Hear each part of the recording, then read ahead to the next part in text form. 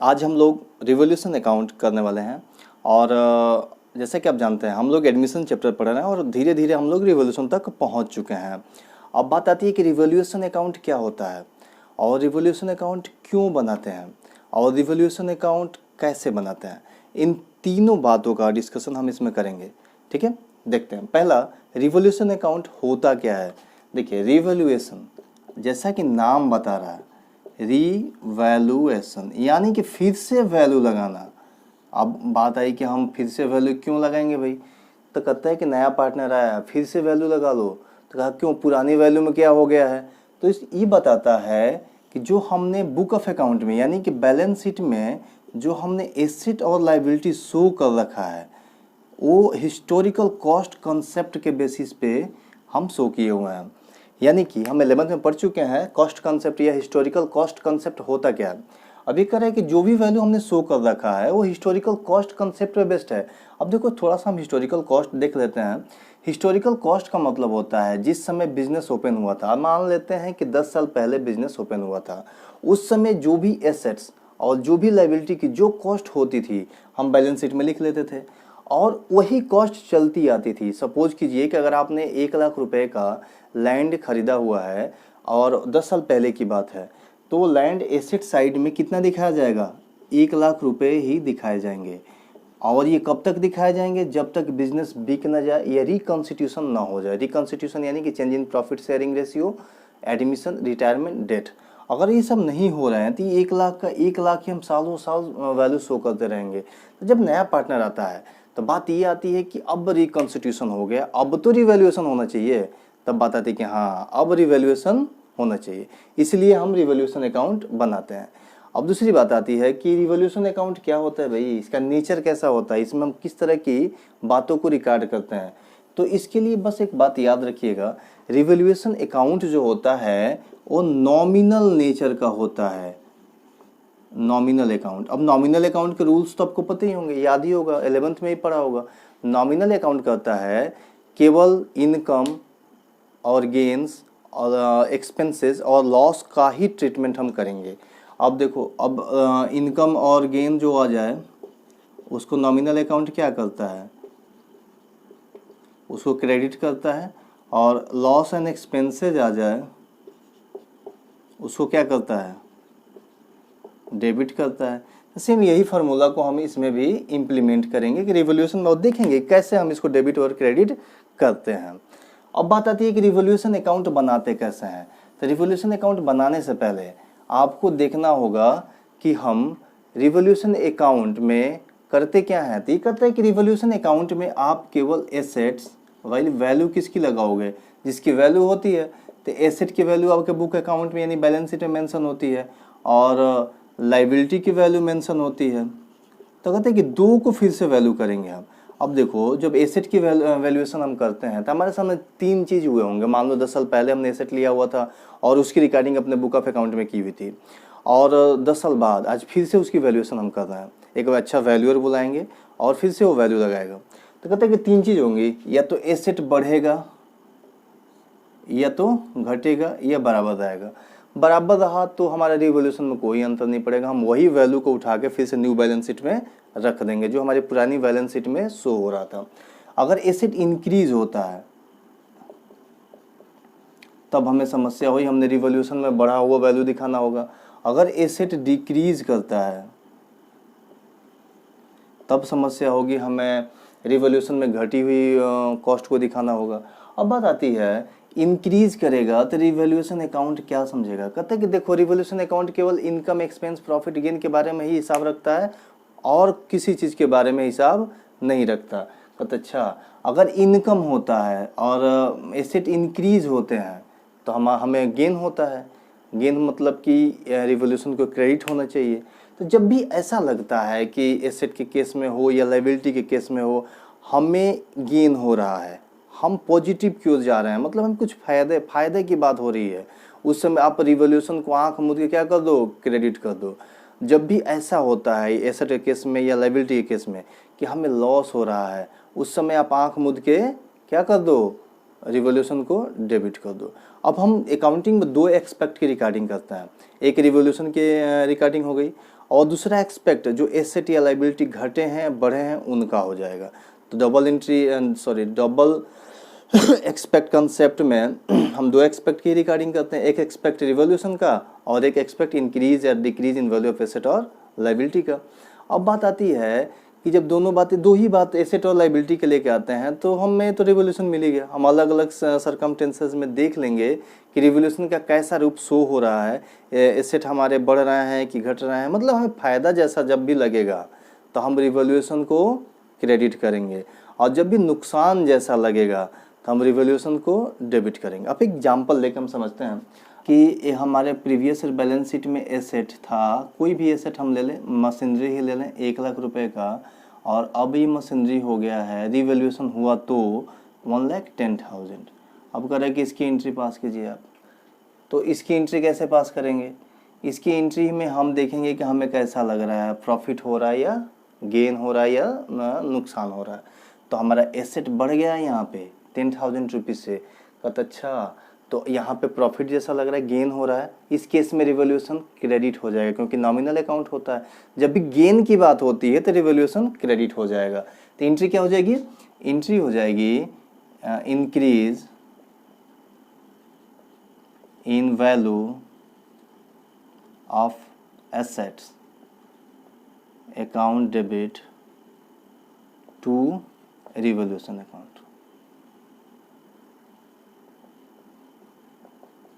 अब जो भी अमाउंट कितना से, चूंकि नॉमिनल बस केवल घटना बढ़ना, फायदा नुकसान की अकाउंट देखता है तो हमें कितने फायदे हुए 10,000। तो यहाँ अमाउंट केवल 10,000 हम लिखेंगे, ना कि 1,10,000। Got it.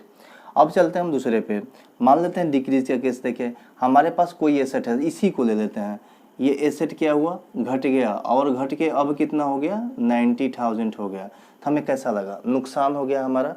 जब नुकसान हो गया तो रिवैल्यूएशन क्या हो जाएगा? डेबिट हो जाएगा। तो एंट्री हो जाएगी revaluation account debit to decrease in value of asset, decrease in value of asset. अब देखेंगे कितना से घटा है, तो 10,000 से घटा है, तो यहाँ आप 10,000 लिख दोगे। अब चलते हैं हम लाइबिलिटी के केस में। हम इसमें भी फायदा और नुकसान देखेंगे। अगर हमारे पास मान लीजिए हमने बैंक से लोन लिया था 1 लाख रुपीज़, और इंक्रीज की बात कर रहे हैं, या फिर हम क्या क्रेडिटर था इंक्रीज, कोई भी एक लाइबिलिटी के एग्जांपल ले लेंगे, और वो अगर इंक्रीज कर जाता है 1,10,000 होता है, हो जाता है नया वैल्यू के हिसाब से, तो अब हमारा क्या हुआ? फायदा हुआ, नुकसान हुआ? तो हम सीधा देखेंगे ना कि पहले हमें लाइबिलिटी मतलब whatever we have to pay in near future that are called liability. हमें पहले पे करना था 1 लाख, अब पे कितना करना है? 1,10,000। तो हमारी लाइबिलिटी घटी है या बढ़ी है? तो लाइबिलिटी हमारी बढ़ गई है, हमको और ज़्यादा पेमेंट करना है, यानी कि ये हमारे लिए नुकसान का सौदा है। जब नुकसान का सौदा है तो रिवैल्यूएशन डेबिट हो जाएगा automatically.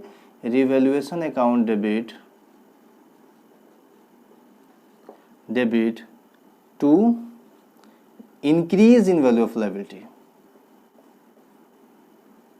increase in value of liability। अब जितना से हमारा नुकसान हुआ 10,000, तो हम यहाँ 10,000 डायरेक्ट लिखेंगे। नेक्स्ट इज, अगर मान लो हमारी कोई लाइबिलिटी डिक्रीज होती है, यानी हमें जब, इसी को एग्जांपल लेते हैं, 1 लाख देने थे और ये लाइबिलिटी नई वैल्यू के हिसाब से 90,000 हो जाती है। जब 90,000 हो जाती है तो हमें 1 लाख रुपए पे करने थे, अब हमें 90,000 रुपये पे करने हैं। तो ये हमारे लिए कैसा सौदा है? ये तो अच्छा सौदा ना, हमें कम देना पड़ेगा। अब उस केस में रिवैल्यूएशन क्या हो जाएगा? क्रेडिट हो जाएगा।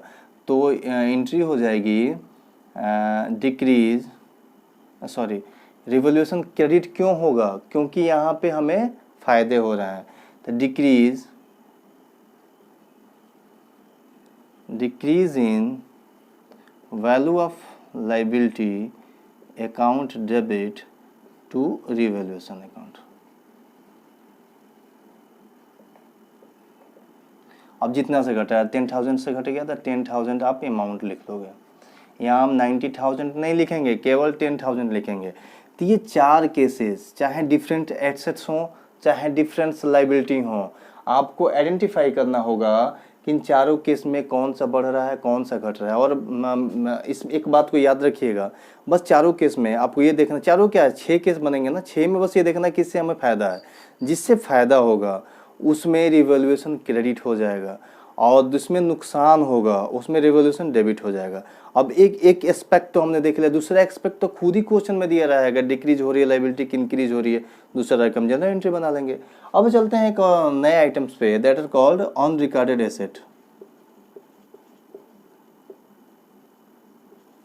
अनरिकॉर्डेड एसेट, ये एसेट होते क्या हैं भाई, जो कि हमारे रिवोल्यूशन में बहुत परेशान करता है।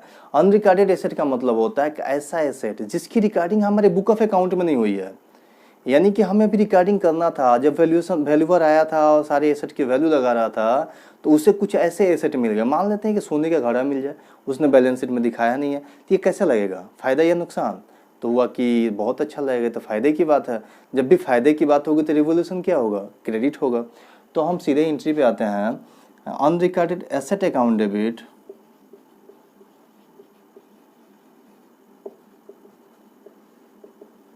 Asset account debit to revaluation account.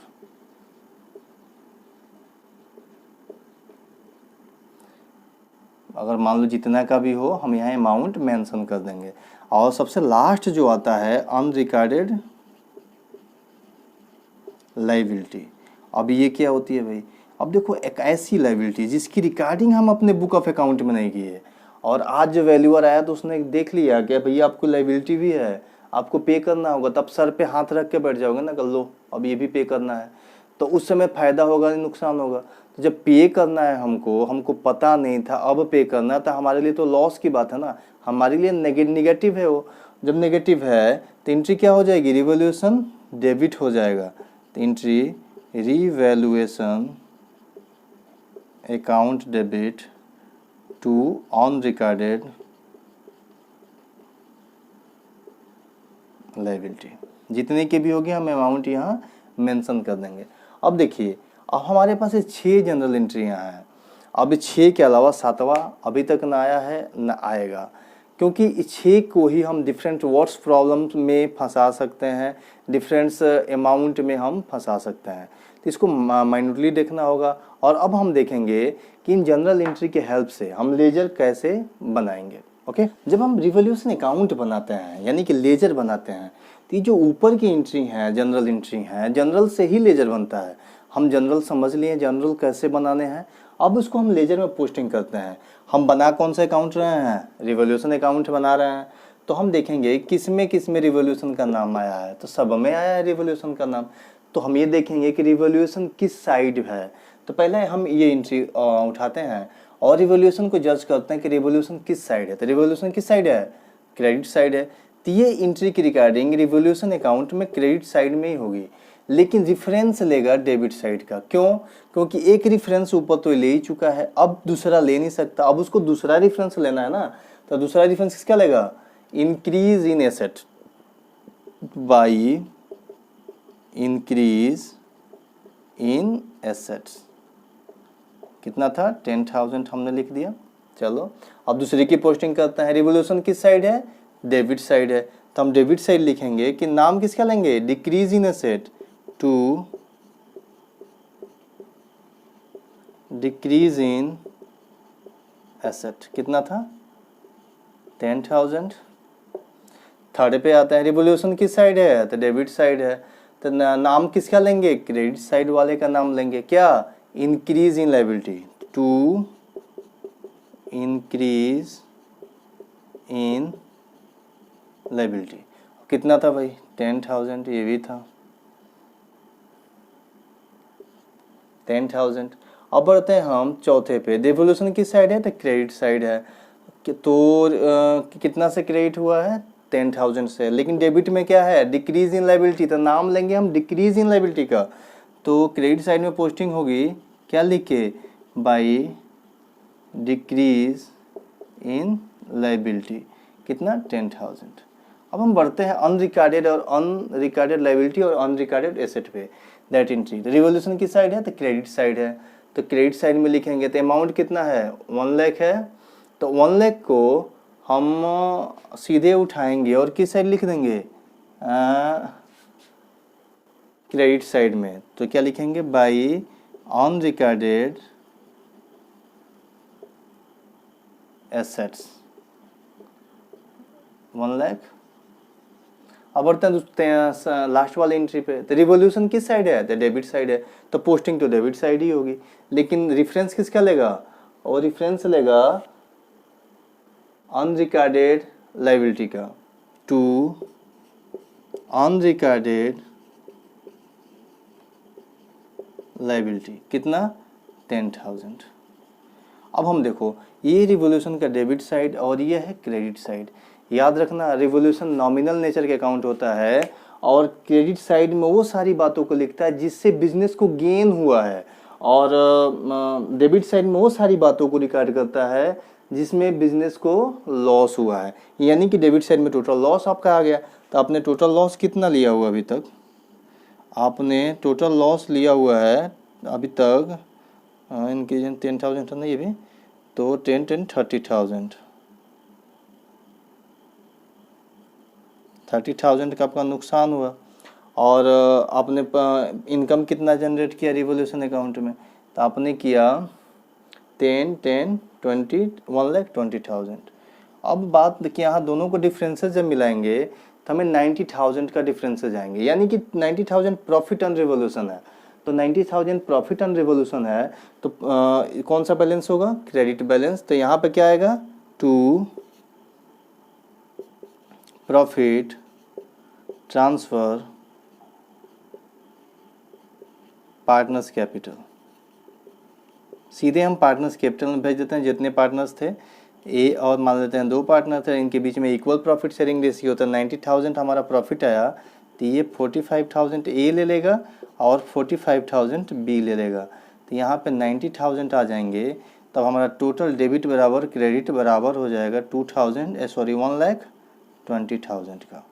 ये रिवोल्यूशन अकाउंट है। इसके अलावा रिवोल्यूशन में कुछ नहीं है, और इसके अलावा दिक्कत आएगी तो वर्ड्स प्रॉब्लम में आएगी और टेक्निकल दिक्कत आएगी। उसको हम लोग आगे एक क्वेश्चन के माध्यम से समझेंगे जिसमें एक साथ सारे डिफिकल्टीज होंगे। ओके।